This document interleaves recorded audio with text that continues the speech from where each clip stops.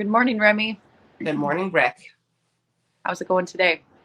Fantastic. Living the dream. Somebody's dream. Not my dream, but somebody's dream. I actually, I went to bed pretty early last night. I would say I was in bed by 9:30, which is early for me. And yeah, I kind of got right up out of bed this morning. So I I feel like I'm I really I turning I, a new leaf over here. I too went to bed early. I did not get up until I texted you this morning. So I knew that, Remy. I knew that. this is me in 2 minutes. So I knew that. I'm like, yesterday when Remy and I were talking about when we were going to do it this week, I said, well, or she had said, should we do it on Tuesday morning? I said, yes. And then I forgot that Mavis has her appointment to get spayed this morning, which has to happen because I do not want puppies of any kind. And I'm like, I don't know if I can do it because I've got to get Mavis to her appointment. And she said, well, I will be ready at 5:30. And this morning I was ready. I am ready on time. But she texted me one of those texts like I knew she was still laying in bed. It was like, if you don't, are you ready for today? Because we can do it tomorrow morning. And I started laughing and I'm like, no, I'm ready. We're doing it. You said you were tired yesterday. I was I tired. am. But I was like very exhausted. But it's going to bed early helps for me. It does. It does. But you can go off of less hours of sleep than I can. I do need sleep because I will be crabby. I think it's starting to catch up with me this week, but I need sleep. So, anywho, how was the weekend? It was really good. We had another show up at the arena just north of us. It was fun. And then you had they do men's camp and she had a man's camp this weekend, right? Yeah, kind of. It's like there's some men's riding groups out here and they come together. So they had a challenge this weekend. So it was two different groups challenging each other at the sorting.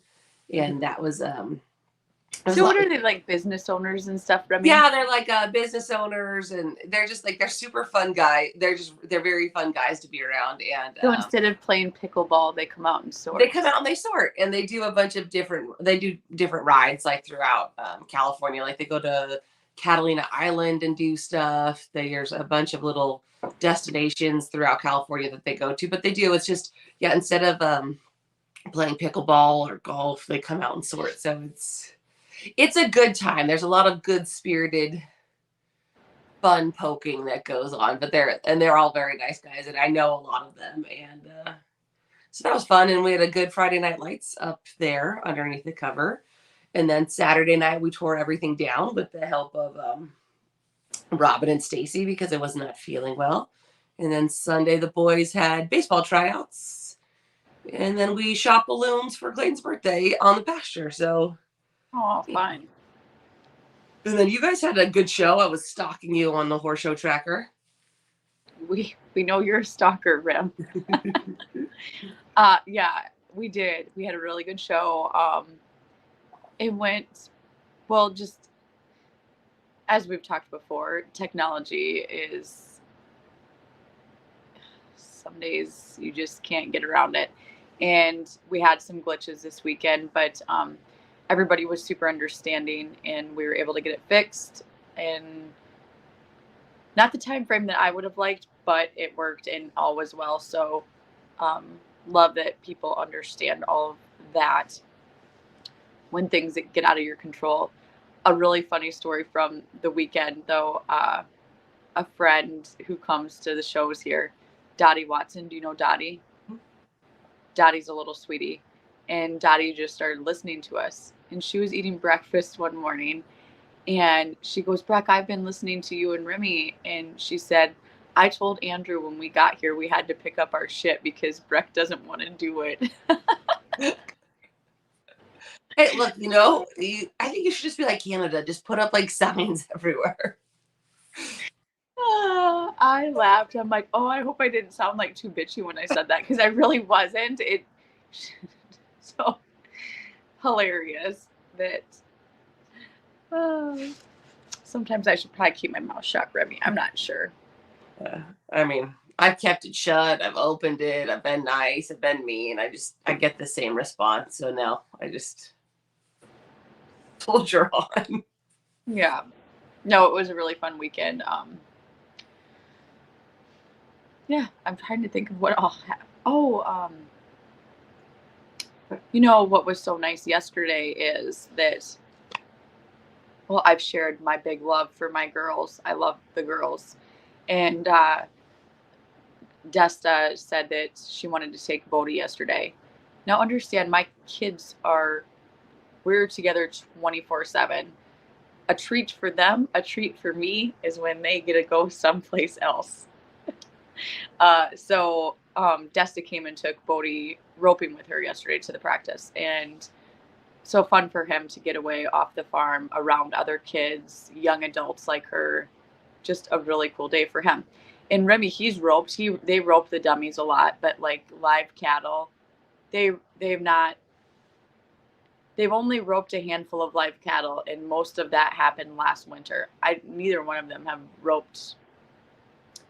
Bodhi's like steer stopped some over at the neighbors, but that would be it. So he went to roping practice yesterday, and he was turning cattle, like dallying.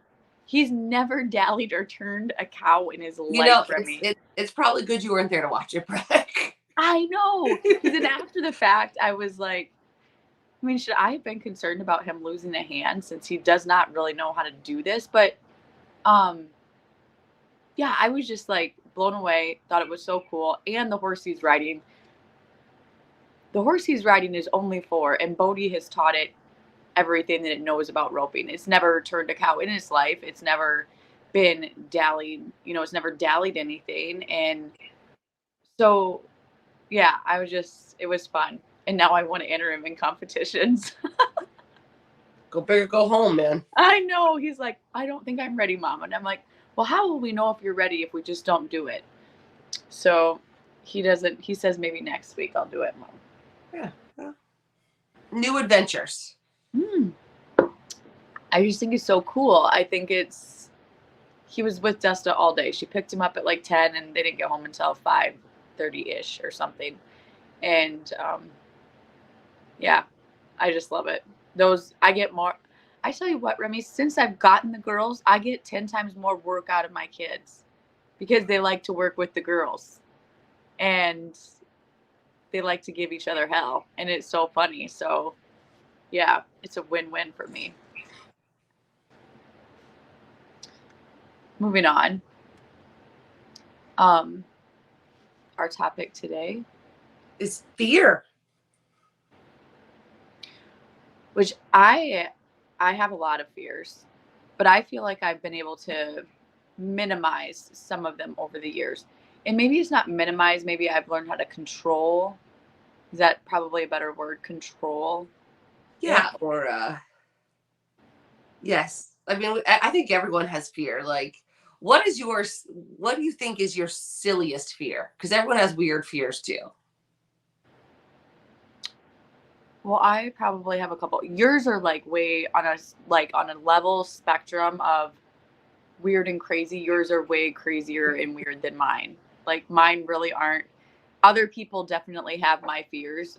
You might be the only one in the world who has your fears. I don't know.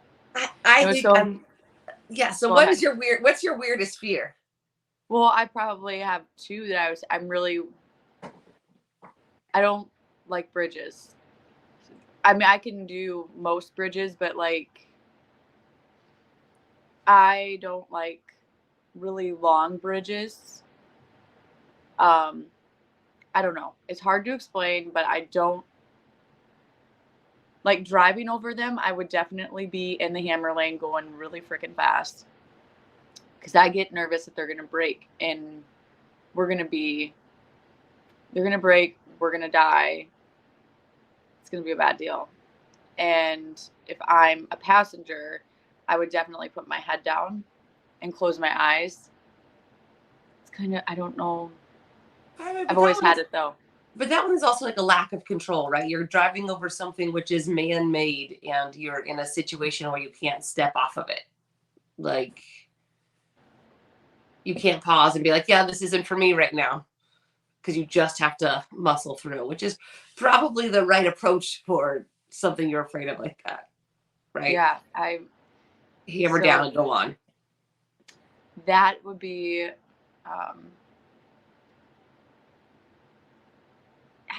yeah, that's probably my weirdest fear. We were talking yesterday about giving horses shots, and you're like, I feel like if you've owned horses your whole life, you should know how to give a shot. I mean, she's totally lecturing my ass. But she didn't know at the time. She didn't know at the time. She's like, I mean, you fucking own horses your whole life. How can you not know how to give a shot? And I'm like, I'm going to tell you right now, I am not giving a shot, Remy. I'm not doing it. And not happening. She's like, you can't give a shot? I'm like, no. Well, how can you not give a shot? I'm like, is something about, well, there's a slight chance that I would be able to do like a muscular shot, but I will never do a vein. Never. That is never happening, a vein. I would pass out. There's like 120% chance it's happening. I will pass out. Like, me just trying to put the needle in the vein would be enough to just down, done, over. And there's something about going through the muscle. I can feel it in my fingertips when you're going through all of the layers. That feeling, that I can hear the crunch thing, can't do that either. Nope. I can do it to a dog. It's the same thing though, man. Hammer down and go. Whack, whack, whack, whack. Can't think about it. Remy, I'm going to tell you something. When I was in middle school in science class, we dissected a chicken breast from the store. You know, like those little scalpels and stuff? Yeah. It was from the store. I went at that chicken breast with those little scalpels and started tearing the layers apart. I passed out and fell down 3 flights of stairs because of the going through the layers. So I'm pretty sure your method of whack, whack, whack ain't working for me. I passed out dissecting a chicken breast from the store. Well, and it has something to do with all of the layers and going through and being able to feel that. And the blood thing is a no-go for me. So I'm just going to pass that on to you and hope that you're going to be doing well at it if I need something like that. Yeah, I think in cases of emergency, you have to be able to do the stuff. I would be the emergency. Yeah, yes, we were talking about something else. I didn't realize that you could not give a shot. So I don't know. I think I'm just used to it. Like we give, same thing with cows. I will tell you the hardest thing for me, not because of blood, is to give an IV shot to a cow because it's like really hard to get their vein up, and you gotta like go through a lot of skin to get to it. So it is so bad for me on that shot deal, Remy. I can hold the horse, but I definitely cannot watch it happen. And I'm not shitting you. Like my legs will go weak. So when I've held lots of horses for Brandon, but I have to brace my arm against their head, hold their ear down, and have my other hand on their nose. So I absolutely cannot see what is happening. Yeah, I mean. Yeah. Yeah. The fear is very strong with that.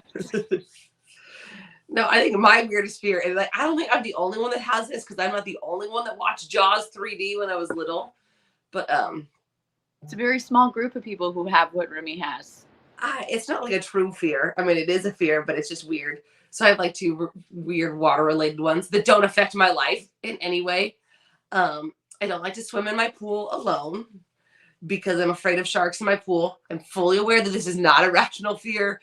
But like when I swim by myself, I literally have to take a couple deep breaths when I first get in. And I'm like, there's no sharks. They can't come out of the drain. And all of it stems like from watching Jaws. Like, okay, so on Jaws 3D, like they had the restaurant, right? And there was like, they're like, oh, the sharks won't come through the bubble curtain. And like the movie's horrible in and of itself. This is not like it was a great, like a cinematic masterpiece.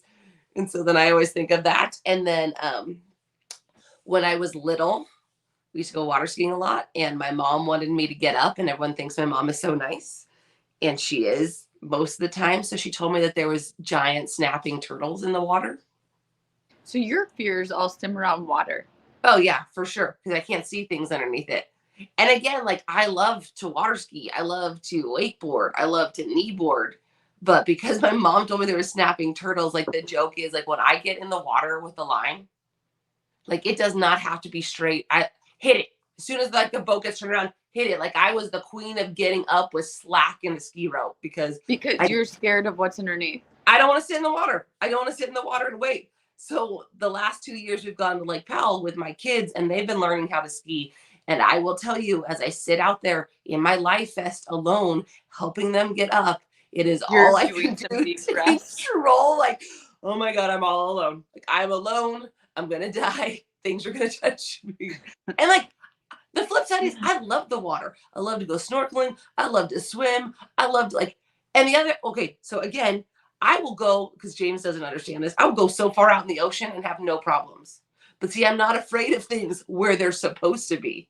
Like, I'm not afraid of a shark in the ocean. It's supposed to be out there. I'm afraid of the shark in like a body of water that it's not supposed to be in. But and then parents don't tell your children things like don't scare them to make them do other things because then they have a lifelong phobia. You know what that reminds me of? Like when you're sleeping sometimes and you have to have like you're hot, so you put a leg out, but then you're kind of scared to have your leg out because somebody might Like touch that. you.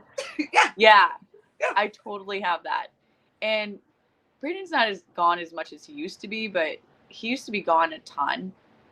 And not that I was ever scared, kind of. Yeah, kind of. And I remember like being laying in bed and when he's gone, be so hot. But I wouldn't put my leg out because I thought somebody might come and get me. But yet I was okay with my children sleeping downstairs by themselves. Yeah. So irrational fear. But it's one of those things. It's like you're not afraid of the dark. You're afraid of what's out there. Mm-hmm. So I used to have a lot of fears around, not compete. Used to have a lot of fears about competing, just because I wanted to win so bad, and I could never get that thought out of my head about winning. Like, I'm not gonna say I was obsessive over it, but yeah, I was kind of I obsessed over it for a long time. It took me a long time to finally get past that. And when you obsess over that, it's really hard to win because you focus on every time you blow out, that's what you focus on. You don't focus on the good, you focus on all the shit that you did wrong. And I don't even, I mean, I would say for most of my writing career, that was my biggest downfall is focusing on winning so much. It actually had me going backwards. And the only person that can make you stop doing it is you. And it's a mental game and a thing. I don't even know like what I did to really stop doing it. I think that I just started writing more and said, fuck it. It's got to get better. And I think that when I did start writing more, that the thought just kind of, I quit focusing on it and fixating on it. And it got so much better. Yeah, I always joke that I care too much and I try too hard because I'll watch some people and I'm like, man, they weren't even trying and they beat me. So I don't know. I don't think I've really had very many fears, like like legitimate fears about competing, right? Like do all the work at the house, show up somewhere, it's going to be okay. I will tell you, it's not like a crippling fear. As I get older, I do not want to come off my horse.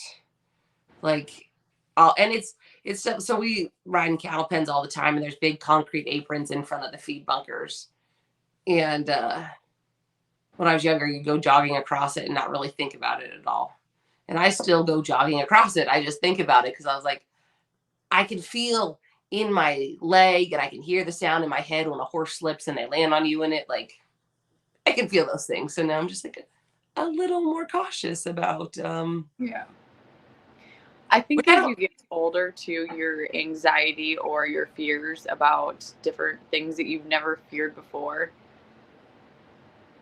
become more they come more often, they become more real, well, and a it lot becomes of them come from more. experience too, right? Like I've fallen down in those pens before. I should be smarter, but like, I just tick it off. There's fears I have as a parent that I never thought I would have.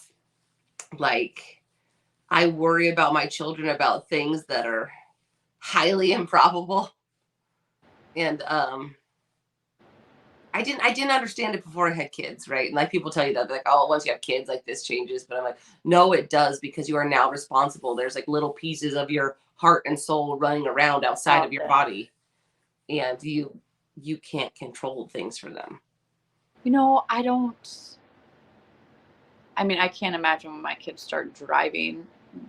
I probably will be a little irrational when that happens, but I don't have a ton of worries about the kids because I know that, well, bad things can happen, but I do believe that my kids, for the most part, are pretty good and are responsible. And my kids are good about telling me, like, if they're going wherever they're going, hey, mom, I'm going to go to the neighbors. Well, and I'm sure he told me yesterday, but I had a few things going through my head, so I forgot. Bronson said, I'm going to the neighbors, but it totally slipped my mind. And Brandon left, and I was doing paperwork, and I remember sitting in the house doing the paperwork, and I was like, God, it's so nice. Bodie's gone. It's quiet in the house. And then like an hour and a half later, I called Brandon, and I was like, is Bronson with you? He's like, no. I'm like, shit, where is he at? Well, then I called over to the neighbors because he had his phone here, and they're like, oh, he's here. And I'm like, okay. But my heart definitely skipped a beat there, because if somebody took my child, Remy, I mean, that is a huge fear.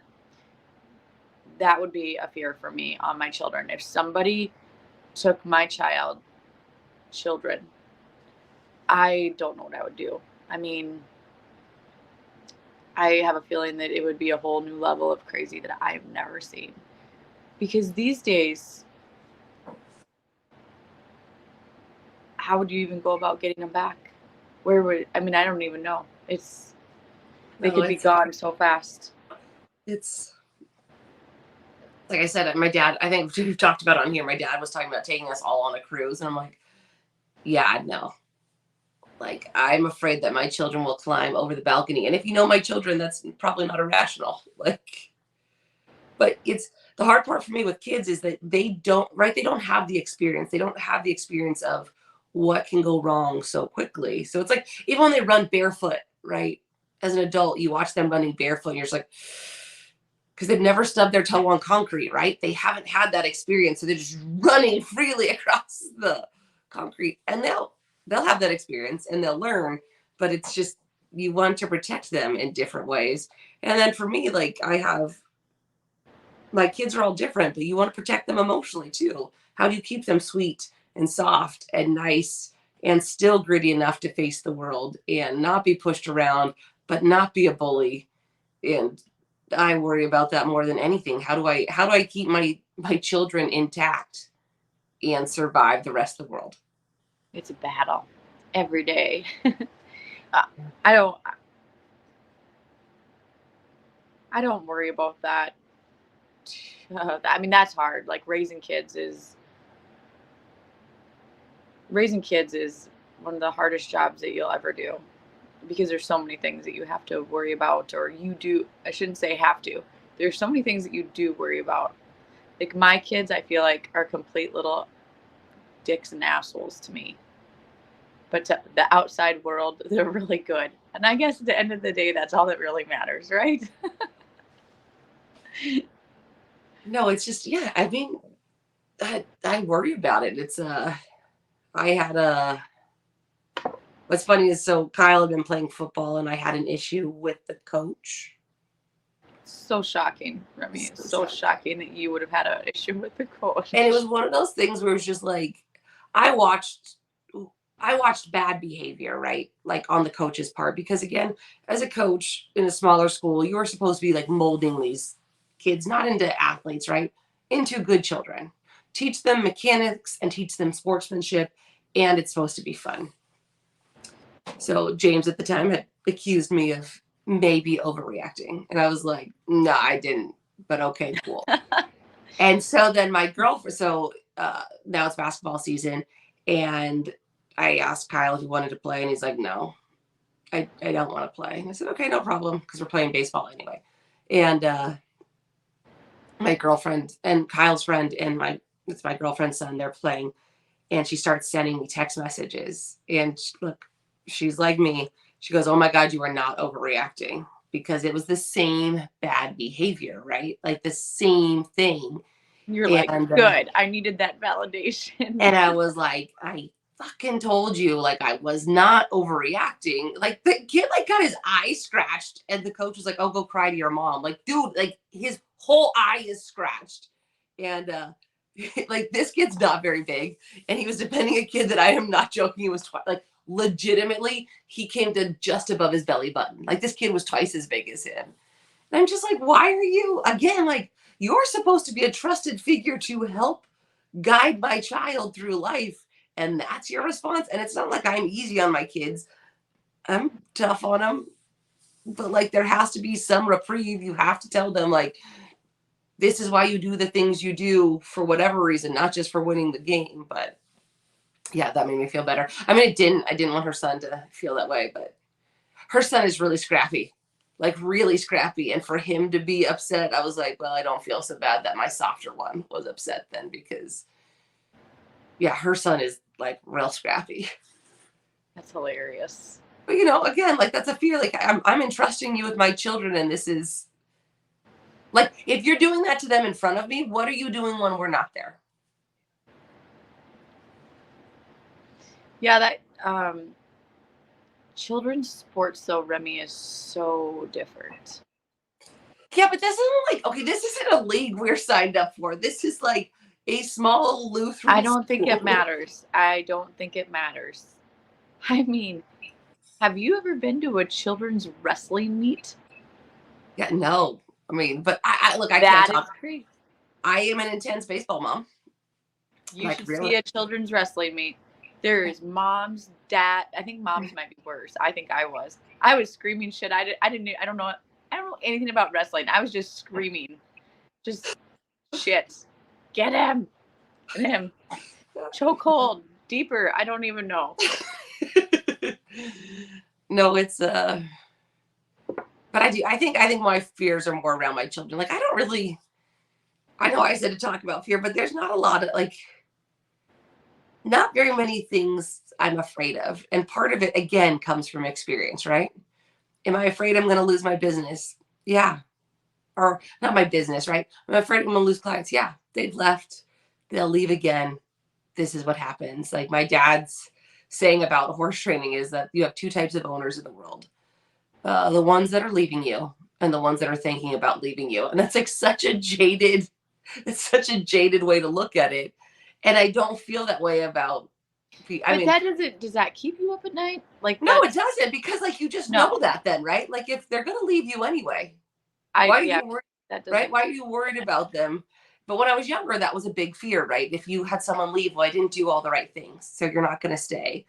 Well, you can still do all the right things and they're not going to stay. Or sometimes you can do the wrong things and they'll still stay. I think it just depends on the person. So that's where experience has helped. It doesn't make the fear worse, it makes it better, right? I too survived that. I can make it through that because I've made it through before. And when you're younger, those things are devastating, right? I remember getting like a speeding ticket and I didn't want to tell my parents because it was like the worst thing in the world, right? I didn't want to disappoint them and I didn't want to be in trouble. And now I'm just like, well, that happened. But again, Yeah. that's experience. It's not like just for my parents, right? It's like I don't like being in trouble, but I don't care anymore as much as I used to. Because when I was little, I just didn't want to disappoint people. So And then I have like a fear of. I feel like I can see like something bad before it's going to happen when it comes to horses. Like horses with novice riders, with kids, or whatever. Just because we know what could potentially happen. And I do probably get a little irrational about it just because I don't want to see anybody get hurt. And I think there's a lot of people out there who just don't know that what they're doing could potentially be dangerous. And it is for the littles, my fears go for the littles and for the novice riders who are new to the sport. So over the weekend, KW had asked me if her boy could do like an exhibition run in the youth in front of Bodie or something. Well, what KW doesn't know is that, like, for me, I would never, that would be a big fear. Putting a child in front of, well, there's absolutely no way I would do it. No way. I never did that with my own children because that is dangerous. Like, for me, I know the shit that can happen. I've never, I hate riding outside of the arena. B, I don't feel comfortable with somebody else's life in front of me. So why would I, by doing that, I would be jeopardizing because of my level of uncomfortability.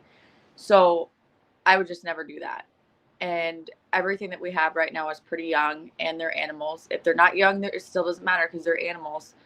Something could happen at any time. And that's a big fear for me. But KW didn't know that. And I said yes. And then I tried to find somebody to accommodate this whole thing because I wanted to do it for Jacob, but I wanted to do it safely. And I couldn't find anybody. Well, Judy said that Jacob could ride her paint horse if somebody let it. And that was awesome. And it was perfect. But Ivan, Ivan went and got the paint horse and put little Jacob on the paint horse, who has never really rode anything ever, people, like nothing. And I'm not sure what Ivan and Bodie's conversations were, but apparently Bodie told Ivan that Jacob could definitely ride by himself. So Ivan turned Jacob loose in the arena without a helmet on or a saddle that fit. And Jacob was just walking around, like, not really sure if he should be steering or not. He's seen it enough, so he probably knew. But I about had a damn heart attack. Like, I thought that I could have died. I'm like, Ivan, what the hell? What are you doing? And he's like, Bodie said it was okay. I'm like, it is definitely not okay.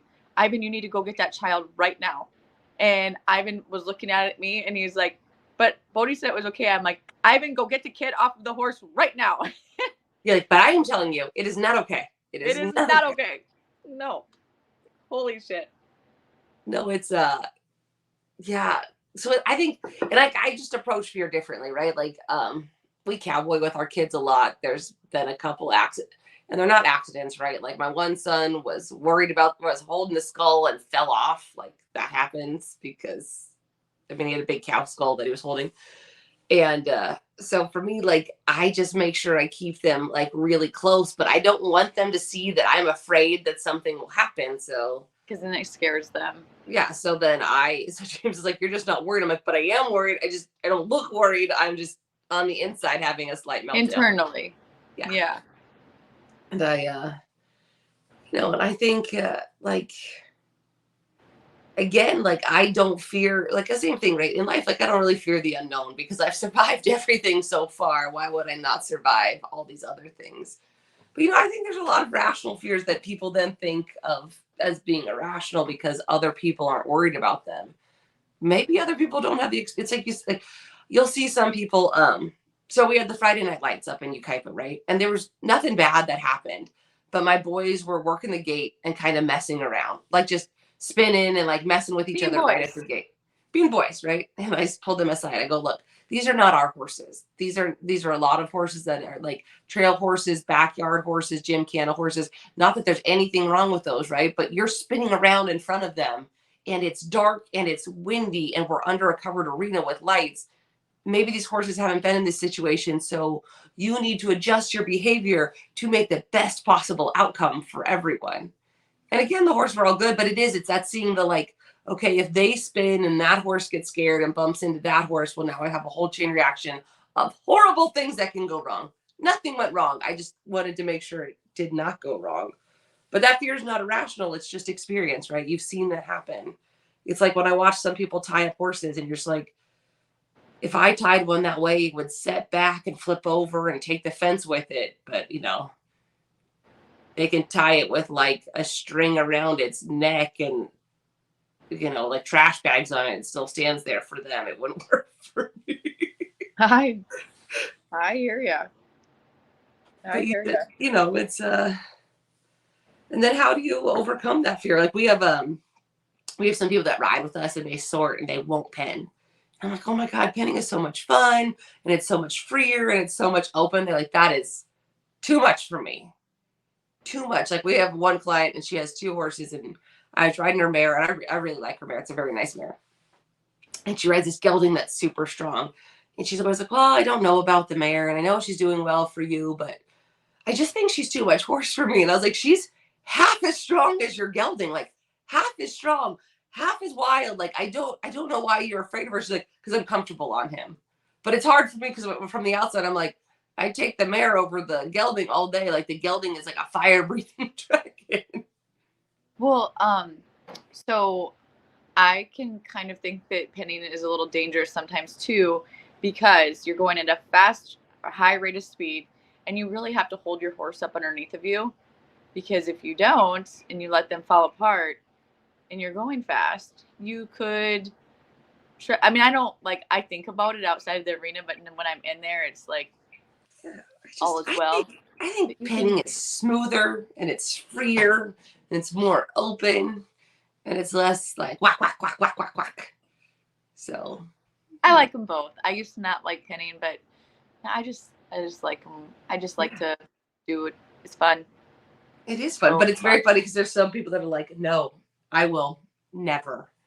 I'm like, it's a speed thing, and it's a big it it's a is big area. it is a speed thing, and I understand it, but for me, I'm just like I want, and it's always people that you watch that are total badasses in the sorting pen, and you're like, you don't want to try, like you don't even want to try, but it's not for everyone. I also know some people that will like do the like the Sierra Mountain treks, right? Like where they do all the backpacking and or like the mule pack, whatever it is. It's not backpacking, just packing through the mountains, right? Like through the snow and all this. And you're like, oh, you want to try penning? They're like, no, that is dangerous. And I was like, I see pictures of you on a Yeah. 3 inch Well, what wide you do trail. is way worse. Yeah. Trail Okay. riding. Yeah, like that, and like especially that intense trail riding. I'm like, that is way worse than what we're doing. It's a big But no. I Big no. think everyone handles fear differently, right? Like I don't really, I just I don't respond outwardly, right? Like I might be freaking out on the inside, but I don't because I don't want. I keep everything contained in a small little box that sits on my chest, so I don't have to. It really depends on what it is for me as far as fear goes, if I can contain it or not. Like I said, I think that I've learned over the years, and I wish that I could explain how I've learned how to contain it, but I'm really not sure how it's happened. I just know that it helps. No, it And does. It's again, I think a lot of it's experience, right? Like that wasn't a good, like me being this way was not a good outcome. So now let's try a different way. But like fears of competition are valid for for a lot of people. They're not for me because it's and just, it's not I don't have a fear that anything bad's gonna happen. It's yeah. just No, I that's a fear of failure, right? Like I want to win, yeah. and And I I don't. shouldn't say I don't fear anything bad would happen because I tell myself every time, like I was telling myself every time, like, you're going to DQ. You're going to DQ. Well, if you tell yourself something enough, it's gonna come true. So um yeah. No, And and now I so think I just have done it enough more consistently, probably. I've done it enough more consistently, and I've put myself in a position because it's different. I could sort all I wanted at home and be really good, spot on. But when you're at home and there's no clock really running against you per se, you don't have the pressure of the competition. So that doesn't do it for me. It's the pressure of the competition that was getting to me. So you have to put yourself in that position over and over and over, like we've talked about so many times, the muscle memory thing. It's muscle memory of how that the feeling of the pressure is for you and learning how to overcome that feeling. no, I mean that's a mental fear, and that's why you see like a lot of people fear both either failure or success too, right? Well, So you see people self-sabotage. If they start to get everything they want, instead of letting something else ruin it, they're going to ruin it themselves because they don't want it Don't taken away. believe that they should have. Yeah. Yeah, you know, instead of letting the wheel of fortune turn, like, look, it's like the wheel of fortune, right? Like sometimes you're on top and everything's great. The majority of the time with a wheel, you're going to be in the middle where most things are great, but there's still some bad. And then every once in a while, you're on the bottom. But a lot of people, I am not one of those people because I just hope for the best all the time. That you see them worry about being on the bottom, like being crushed by the wheel of fortune. Well, don't keep waiting for the other shoe to drop, right? And don't fuck up your day because you're afraid of it. Enjoy it while it's there. And then when it's not, you know, try and get back to that feeling of it being successful. But I see the same thing with in competition. What you see in a lot of people is they're so afraid to lose that they're not trying to win, right? Like I see this a lot with people is they're so afraid of losing, and trying not to lose and trying to win are not the same thing, right? They're not the same thing at all. So you have to figure out how to win at life or be successful at life, be successful in competition by focusing on what you want rather than on all the reasons that you can't get it. Because if you're just trying to keep all the balls together, right? Like all the balls in the air, then you're not really succeeding. You're just maintaining, and you can only maintain for so long. It's the same thing again in competition, right? Well, if I only need to have so sorting, we sort 10 head. If I only need 3 head and a 57 to be second, and I need 10 head in 45, well, I'm only going to go for the 3 head. Well, I'm not the same way, right? I'm going to try for the 10 head in 45. And then if that doesn't come together, well, then we'll readjust. But I'm never thinking I'm just going to sort the 3 head, right? I'm always going for the 10 head. And then if it doesn't work out, like if it doesn't come together, like I'm not going to take very big risks. But if it doesn't come together, it doesn't come together. But That's you're what I there. would say too. Like, You're there. Donna and I were riding together this weekend, and we needed 7 head to win, which was a stretch because the cattle were it. Like I looked at it, and I'm like, they were DQing freaking everybody in it. They just weren't handling the greatest, and Mhm. but it's 7 head. It was manageable, doable, and I went in there like, we're getting the 7 head. Well, we got I think 5, but we couldn't. There literally was no way for us to Yeah. safely get the 2 more without DQing, which sucked because we were 1 out of the money, but it was gonna. Regardless, it was not working out for us. So, but Yeah, yeah, I but agree. it's like you have to take the chance that you are good enough for it to all work out, right? Yeah, Good enough for it to come together. And that's what and sometimes too, like you can, this is what sucks about in particular competition. Sometimes you can do all the things right and it still doesn't come together. right. I will tell you, there's been some weekends where I rode great, my horses were great, and nothing came together. And I'm just like, okay, that's an experience. And then there's Yeah, other weekends where I don't feel I rode very well and I can't lose. So, there's that. Those are actually more frustrating than the times where you ride really well and you don't win because well, Miss Remy, I better get off of here. I've got to take Mavis to her appointment. and I'm going to go back to bed. Big day. Well, thank you. I hope everybody has a great week, and we will see you next week. We've got Top Hand Cowgirl Challenge this weekend at my Oh yeah, you place. have Top Hand Cowgirl Challenge. We forgot to talk about that. You have Top Hand Cowgirl Challenge. You guys can still get in. Call Breck, and I have the 18th annual Not Obvi Challenge, Team Penny and Ranch Sorting, and still call for stalls. And I'm going to go to sleep because we have 8 giant loads of sand coming in around 7:00. Yay. All right, guys. We'll see you next Wednesday. Until then, be bold, Be brave. be humble. See you next week, ladies. Bye. Bye. Ladies.